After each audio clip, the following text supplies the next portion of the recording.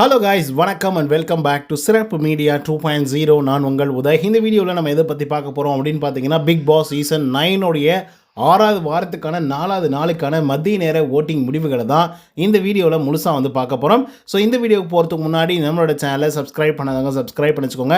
பக்கத்தில் ஒரு bell icon இருக்கும், அதையும் ப்ரெஸ் பண்ணி ஹாலில் போட்டுக்கோங்க. அப்போ தான் நாங்கள் அப்டேட் பண்ணுற ஒவ்வொரு வருஷமும் உங்களுக்கு நோட்டிஃபிகேஷனாக வந்து சேரும். அதை தாண்டி இந்த வீடியோ குறைஞ்சபட்சம் ஒரு 1000 லைக்குன்னு எதிர்பார்க்குறோம். ஸோ லைக்கை போடுங்க, வீடியோ பாருங்கள். வாங்க இந்த வீடியோக்குள்ள வந்து போகலாம்.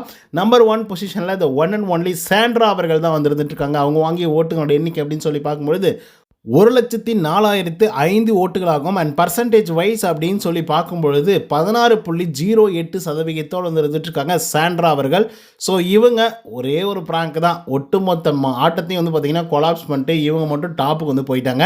பட் இவங்களை கீழே இருக்கிறதுக்கு இன்னொருத்தருக்கு அப்படியே வந்து தொடர்ந்து வந்துட்டுருக்காங்க. அவங்களுடைய பேர் தான் திவ்யா கணேஷ் அவர்கள். ஏன்னா அவங்க செகண்ட் பொசிஷன் வந்து பிடிச்சிருக்காங்க. அவங்க வாங்கிய ஓட்டுகளோட எண்ணிக்கை அப்படின்னு சொல்லி பார்க்கும்பொழுது 1,03,351 ஓட்டுகளாகும். அண்ட் பர்சன்டேஜ் வைஸ் அப்படின்னு சொல்லி பார்க்கும்பொழுது 15.97% இருந்துட்டுருக்காங்க நம்மளுடைய திவ்யா கணேஷ் அவர்கள். சாண்ட்ரா அவர்களுக்கும் திவ்யா அவர்களுக்கும் எவ்வளோ வித்தியாசம் இருக்குது அப்படின்னு பார்த்தீங்கன்னா, கிட்டத்தட்ட ஒரு 650 வாக்குகள் மட்டும்தான் வித்தியாசமே வந்து இருந்துகிட்ருக்கு. மேபி ஈவினிங்குள்ளே திவ்யா கணேஷ் வந்து சாண்ட்ராவை முந்தி மேலே போகிறதுக்கான வாய்ப்புகள் வந்து இருக்குது. ஸோ திவ்யா கணேஷ் வந்து டிசர்வ்டாக ஃபஸ்ட்டு பொசிஷனில் இருக்கிறதுக்கு அப்படிங்கிறத கமெண்ட்ஸில் வந்து சொல்லுங்கள். 3வது பொசிஷனில் விக்ரம் அவர்கள் வந்து இருக்கார். அவர் வாங்கிய ஓட்டுகளோட எண்ணிக்கை 92,707 ஓட்டுகளாகும். அண்ட் பர்சன்டேஜ் வைஸ் அப்படின்னு சொல்லி பார்க்கும்பொழுது 14.33% இருந்துட்டுருக்காங்க விக்ரம் அவர்கள். ஸோ விக்ரம் அவர்கள் இந்த வாரத்தில் அந்நியனாக மாறிவிட்டதன் காரணமாக மக்களும் நிறைய பேர் அவருக்கு ஆதரவு சொல்லியிருக்காங்க, தெரிவிச்சிருக்காங்க அப்படின்னு வந்து சொல்லலாம். ஸோ அதன் காரணமாக தான் அதிகப்படியான வாக்குகளை வாங்கி 3வது பொசிஷனில் இருந்துகிட்ருக்காரு. அதுக்கடுத்த 4வது பொசிஷனில் விஜய் பார்வதி அவர்கள் வந்து இருக்காங்க. அவங்க வாங்கிய ஓட்டுகளோட எண்ணிக்கை அப்படின்னு சொல்லி பார்க்கும் பொழுது 90,400 ஓட்டுகளாகும். அண்ட் பர்சன்டேஜ் வைஸ் அப்படின்னு சொல்லி பார்க்கும் பொழுது 13.97% இருந்துகிட்ருப்பாங்க நம்மளுடைய பார்வதி அவர்கள். ஸோ பார்வதியை பொறுத்த வரலையும் ஏகப்பட்ட நெகட்டிவிட்டி வெளியில் பயங்கரமாக குவிஞ்சிட்ருக்கு, அதே போல் உள்ளேயும் குவிஞ்சிட்ருக்கு. ஸோ அந்த ஒரு காரணம் மட்டும்தான் இவங்க ரொம்ப குறைவான வாக்குகளை வாங்கிறதுக்கான காரணமாக இருக்குது. அதுக்கடுத்த யார் இருக்காங்க அப்படின்னு பார்த்தீங்கன்னா, 5வது பொசிஷனில் திவாகர். அவர் வாங்கிய ஓட்டுங்களோட எண்ணிக்கை அப்படின்னு சொல்லி பார்க்கும்பொழுது 51,653 ஓட்டுகளாகும். அண்ட் பர்சன்டேஜ் வைஸ் அப்படின்னு சொல்லி பார்க்கும் பொழுது 7.98% இருக்காங்க நம்மளுடைய திவாகர் அவர்கள். ஸோ திவாகரை பற்றி சொல்கிறதுக்கு ஒன்றுமே கிடையாது. மக்களுடைய ஹோப் வந்து போயிடுச்சு திவாகர் மேலே இருந்தது எல்லாமே. ஸோ அதன் காரணமாக தான் வாக்குகள் ரொம்ப குறைவாக வந்து இருக்குது. ஆரம்ப காலகட்டத்தில் 20%, 25% வாங்கிய திவாகர் அவர்கள் இப்போ வெறும் 8% தான் வாங்கிட்டு இருக்காரு. 6வது பொசிஷனில் வியானா வந்திருக்காங்க. அவங்க வாங்கிய ஓட்டுகளோட எண்ணிக்கை அப்படின்னு சொல்லி பார்த்தீங்கன்னா 44,288 ஓட்டுகளாகும். அண்ட் பர்சன்டேஜ் வைஸ் அப்படின்னு சொல்லி பார்க்கும்பொழுது 6.85% இருந்துகிட்ருக்காங்க வியானா அவர்கள். ஸோ வியானா அவர்களுக்கும் திவாகர் அவர்களுக்கும் ஒரே மாதிரி நிலைமை தான். ஸோ வியானா அவர்கள் நிறைய இடங்களில் எக்ஸ்போஸ் ஆகிட்டாங்க. நிறைய இடங்களில் வாண்டடாக போய் ஒரு பிரச்சனையை கிரியேட் பண்ணோம் அப்படின்னு சொல்லி சில விஷயங்களை வந்து பண்ணாங்க. ஸோ அதன் காரணமாக வியானாவுக்கு சரியான அடி விழுந்திருக்கு. அதுக்கடுத்த 7வது பொசிஷனில் கனி இருக்காங்க. அவங்க வாங்கிய ஓட்டுகளோட எண்ணிக்கை அப்படின்னு சொல்லி பார்க்கும்பொழுது 41,479 ஓட்டுகளாகும். அண்ட் பர்சன்டேஜ் வைஸ் அப்படின்னு சொல்லி பார்க்கும்பொழுது 6.41% இருந்துகிட்ருக்காங்க கனி அவர்கள். ஸோ கனி திரு அவர்கள் நேற்றுக்கு தான் பயங்கரமாக பேசவே ஆரம்பிச்சிருக்காங்க. சொல்லப்போனால் திவாகர் கிட்ட பயங்கரமாக சண்டையும் பிடிக்க ஆரம்பிச்சிருக்காங்க. திவாகருடைய மனநிலை எப்படி இருக்குது அப்படின்னா, நம்ம பயங்கரமாக ஃபேமஸாக இருக்கோம், அதனால தான் நம்மக்கிட்ட சண்டை போட்டு இவங்களும் ஃபேமஸாக பார்க்குறாங்க அப்படின்ற மாதிரி ஒரு மைண்ட் செட் இருக்குது. அப்படியா இல்லையா அப்படிங்கிறத கமெண்ட்ஸில் சொல்லுங்கள். 8வது பொசிஷனில் ரம்யா அவர்கள் வந்து இருக்காங்க. அவங்க வாங்கிய ஓட்டுகளோட எண்ணிக்கை 40,138 ஓட்டுகளாகும். அண்ட் பர்சன்டேஜ் வைஸ் அப்படின்னு சொல்லி பார்க்கும்பொழுது 6.2% வந்து இருந்துகிட்ருக்காங்க ரம்யா ஜோ அவர்கள். ஆக்சுவலாக ஃபஸ்ட் டைம் இந்த வீக்கில் கொஞ்சம் மேலே வந்து இந்த பொசிஷனை வந்து பிடிச்சிருக்காங்க.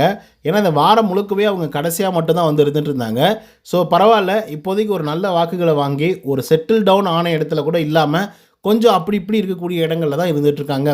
9வது பொசிஷனில் அரோரா 40,000 வாக்குகள் வந்து வாங்கியிருக்காங்க. அண்ட் பர்சன்டேஜ் 6.18% வந்து இருந்துகிட்ருக்காங்க அரோரா சிங்க்லர் அவர்கள். அரோரா ரொம்ப நாட்களாக 7வது பொசிஷன்லையும் 8வது பொசிஷன்லையும் இருந்துகிட்டு இருந்தாங்க. சடனாக இப்போ ரம்யாவுடைய வளர்ச்சியின் காரணமாக இப்போ அவங்க 9வது பொசிஷனுக்கு வந்திருக்காங்க. ஸோ அரோரா அவர்கள் ஓரளவுக்கு கண்டென்ட் கொடுக்க ஆரம்பிச்சிருக்காங்க. ஸோ மேபி இன்னும் ஒரு சில வாரங்கள் வந்து வச்சிருக்கிறதுக்கான வாய்ப்புகள் வந்து இருக்குது. ஏன்னா சுபிக்ஷாவையும் எவிக்ட் பண்ண முடியாது. அப்படி இருக்கும்போது அரோராவை எவிக்ட் பண்ணாலும் பெருசாக ஒன்றும் நடக்க போகிறதில்ல. 10வது பொசிஷனில் சுபிக்ஷா 38,945 ஓட்டுகள் வந்து வாங்கியிருக்காங்க. அண்ட் பர்சன்டேஜ் வைஸ் அப்படின்னு சொல்லி பார்க்கும்பொழுது 6.02% வந்து இருந்துகிட்ருக்காங்க சுபிக்ஷா அவர்கள். ஸோ இப்போது நாமினேஷன் லிஸ்ட்டில் இருக்கிறது 10 பேர். அந்த நாமினேஷன் லிஸ்ட்டில் இருக்கக்கூடிய 10 பேரில் டேஞ்சர் ஜோனில் இருக்கிறது 4 பேர் வந்து இருந்துகிட்ருக்காங்க. 6 பேர் சேஃப் ஜோனில் வந்து இருக்காங்க. ஸோ இந்த டேஞ்சர் ஜோனில் இருக்கிறது கனி, ரம்யா, அரோரா அண்ட் சுபிக்ஷா. ஸோ இந்த 4 பேர் தான் டேஞ்சர் ஜோனில் இருக்காங்க. அதில் ரொம்ப டேஞ்சர் ஜோனில் இருக்கிறது சுபிக்ஷா அவர்கள் தான். பட் சுபிக்ஷா அவர்களை எலிமினேட் பண்ணுவாங்களா அப்படின்னு கேட்டிங்கன்னா அது மிகப்பெரிய அளவில் ஒரு டவுட்டு தான்.